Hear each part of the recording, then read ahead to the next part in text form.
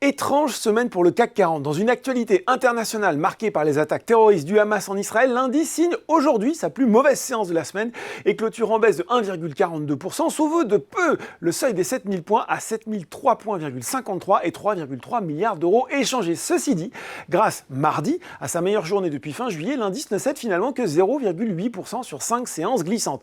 Chiffre de l'inflation, incertitude autour de l'attitude que tiendra la Fed, regain de hausse sur le pétrole, autant d'éléments qui pèsent sur la tendance de ce côté et de l'autre de l'Atlantique, d'autant que la confiance des consommateurs américains s'est nettement dégradée en octobre, d'après l'enquête mensuelle de l'Université du Michigan qui publie un indice à 63 contre 68,1 en septembre. Ça nous donne à 17h45 un Dow Jones qui doute proche de son seuil d'équilibre après avoir ouvert en hausse, porté par les résultats appréciés des banques à l'image de JP Morgan, Wells Fargo et Citigroup. Le Nasdaq est lui un repli de presque 1%. Du côté des valeurs en hausse à Paris, ça nous donne quoi? Ça nous donne Total Energy et Vallourec qui dominent le SBF 120 à la faveur de la progression du baril, le Brent qui gagne près de 4% à près de 90 $. Les valeurs défensives se distinguent aussi à l'image de Thales, Orange ou encore Engie. Et puis Ubisoft réussit à préserver un maigre gain de 0,38% alors que le nouvel accord de rachat d'Activision par Microsoft a été autorisé par l'autorité de la concurrence britannique.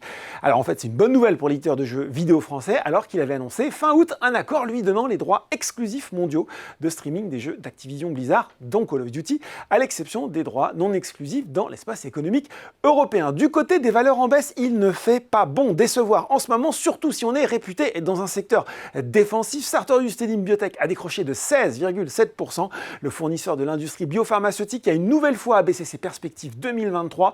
Il s'attend désormais à une chute du chiffre d'affaires de près de 19% et sa marge brute d'exploitation courante devrait être légèrement supérieure à 28%. C'est pas mal, mais c'était environ 30% précédemment et c'est surtout 35% lors de l'exercice précédent.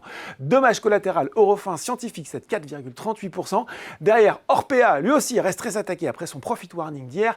Nexans et SES Imagota complètent le tableau des plus forts replis du SBF 120. Et puis, sur le CAC 40, c'est Worldline qui est lanterne rouge, le titre qui perd désormais plus de 35% depuis le début de l'année. Voilà, c'est tout pour ce soir. En attendant, n'oubliez pas, tout le reste de l'actu éco et finance est sur Boursorama. Je vous souhaite un très très bon week-end.